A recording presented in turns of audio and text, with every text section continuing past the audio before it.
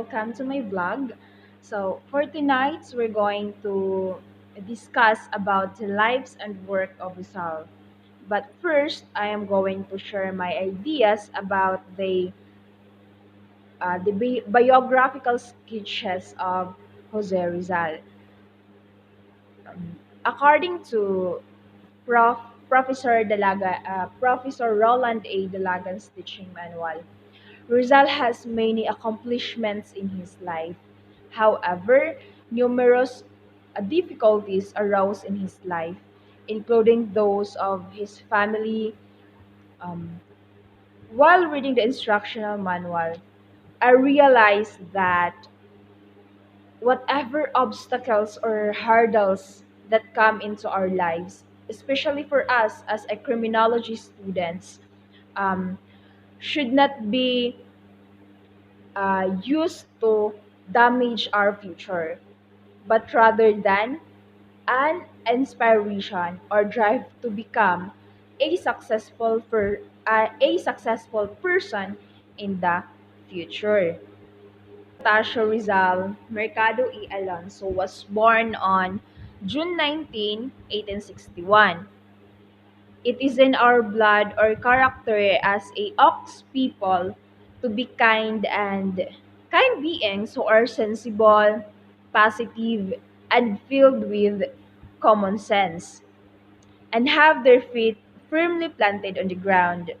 This indicates that we have the character to stand on our own two feet, and we are willing to extend our hands to help others in need, despite the fact that we experience many challenges in life.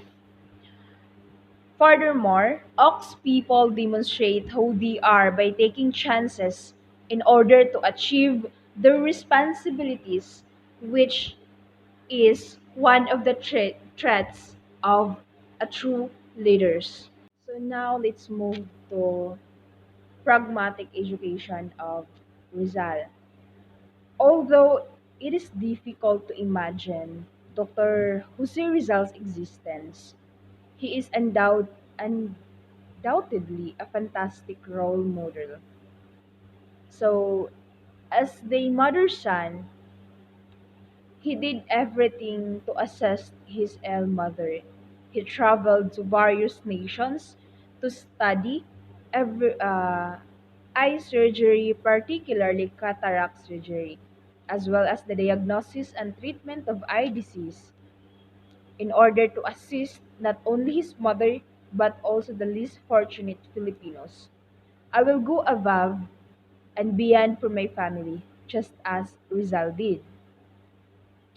Although it is very difficult for me to study due to financial issues, I always believe that poverty is not a hindrance to success.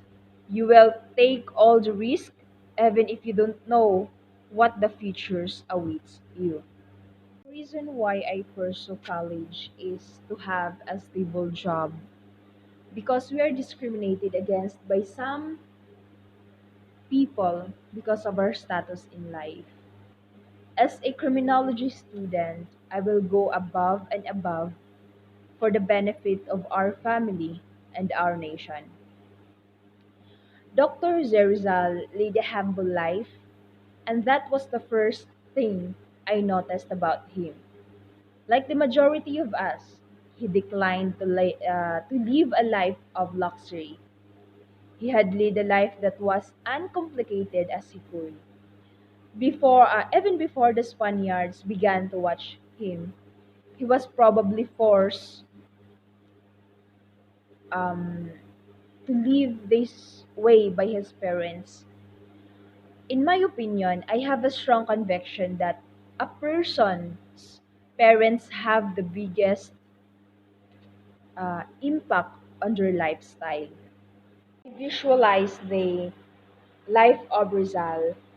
I realize that how crucial parental involvement in raising morally upright kids is. The ability of Rizal to remain composed and reason under pressure was the second aspect of his life that I noticed. To ignite the revolutionary spirit of the Filipino people, he wrote numerous books as part of his advocacy for legal and peaceful Philippine independence. And that was the my uh, idea or my reflection about the pragmatic education of Rizal. I'm here again, mga person, Char. So, now let's talk about the travels, frustration, and disappointment. To deepen his understanding of ophthalmology, Rizal visits many nations to continue his language and science studies and studies Germany political and economic landscape. He decided to study overseas for several reasons, including the chance to network with well-known German academics and scientists and to publish his novel Noli Me Tangere. He desired to specialize in eyes to treat her mother's eye condition and also to aid his compatriots. He also wished to learn about the cultures, legal system, and governments of other European nations. Many people will suffer, including any idealistic young guy. He was undoubtedly disappointed by Spanish colonialists, the Catholic Church, and the poverty he and practically all Filipino in Europe endured. I believe that Rizal's seeming annoyance with other Filipino who lack his level of self-discipline and commitment, however, is what makes him most memorable. When Rizal was a young man, he was on a mission who stood out even among his fellow propagandists, and he occasionally became irritated by the fact that some of the others appeared to be less committed to the cause. He viciously attacked the Spaniards in his writing, particularly the friars. Some of his most own satire was direct to other Filipinos who had sold out to the colonialists. So, as college students, particularly as criminology students, we can't deny the fact that we all experience frustration, disappointments, we struggle.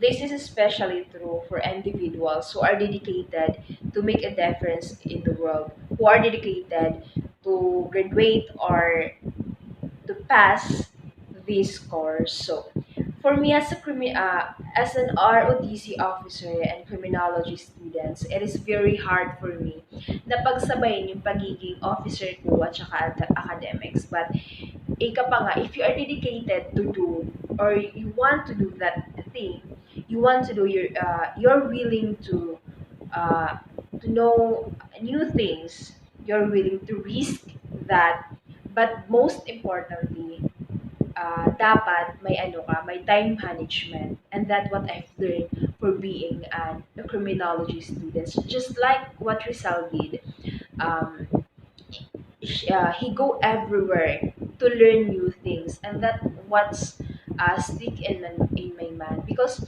at the end of the day you will not stick in one place. You have a choice on what career or field you want to be with. That would be all for my idea about the travels, frustrations, and disappointments of Rizal. Mga person, let's talk about an exiled life of Rizal. While Rizal was exiled in Dapitan, it is also brought light to all Filipinos and removed the darkness from his life. He took advantage of the situation, never letting his exile destroy his way of life, and instead of giving his skills and knowledge to the locals. Rizal made improvements to the water system, taught subjects like Spanish, physics, and math, installed a lighting system, and most importantly, cured numerous sufferers of eye diseases, including his own Theodora Alonso.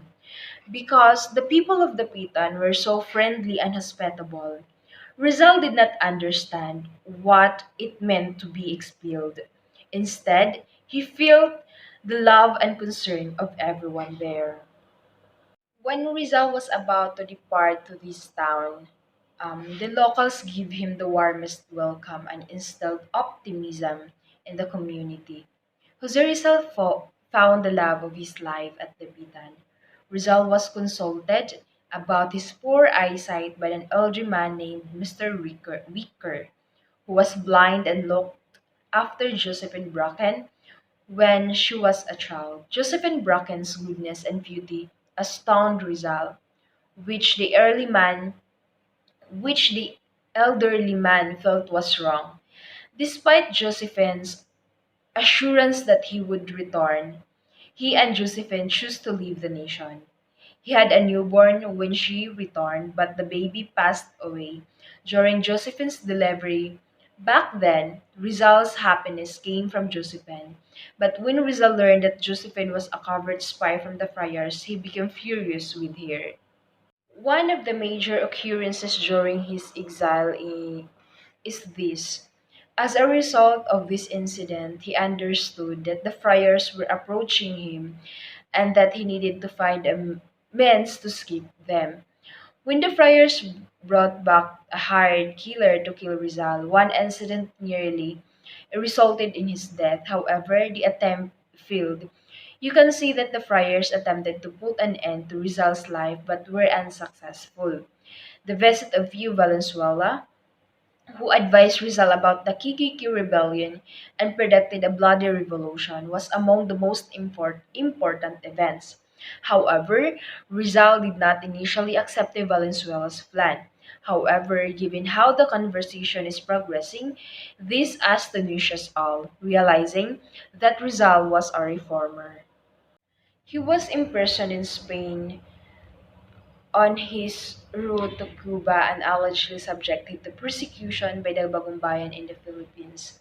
The Spanish planned for Rizal to be singled out in his way. Rizal was a good doctor, teacher, instructor, lover, and Filipino to all of the people in Dapitan. He also brought light, guidance, happiness, and love to the people of the island. In his exile, Rizal exiled as a hero. That would be the end of my reflection about the life of Rizal when Rizal exiled. Let's proceed to the justice and death. Dr. Jose Rizal was accused of three crimes, namely the rebellion, sedition, and illegal accusation, association, or conspiracy, and he was found guilty. We cannot deny the fact that whoever else cared for our country was one who was imprisoned and killed. Despite the fact that he was killed, his achievements and experiences were crucial to understanding how familiar Filipino intellectuals were with modern concepts and how modern ideas grow in the Filipino mind.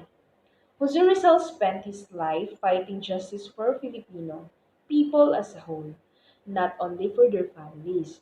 Before he was even a child, Rizal had seen the atrocities committed against the Filipinos by the Spanish government. When Gomborso was killed, um, and his mother was imprisoned, Rizal was a young boy who saw injustice being done. The false accusations caused his mother detention and harm. After learning about these injustices, Rizal was motivated to continue fighting for justice for all Filipinos. Rizal used writing to express his yearning for justice. He anticipated that by doing this, many Filipinos would think about these concepts and become motivated to defend their rights. These principles serve as Rizal's cornerstone and serve as his leaders while he pursued his goals for the Filipino people. That would be the end of our prelim discussion about the lives and work of Rizal. See you around.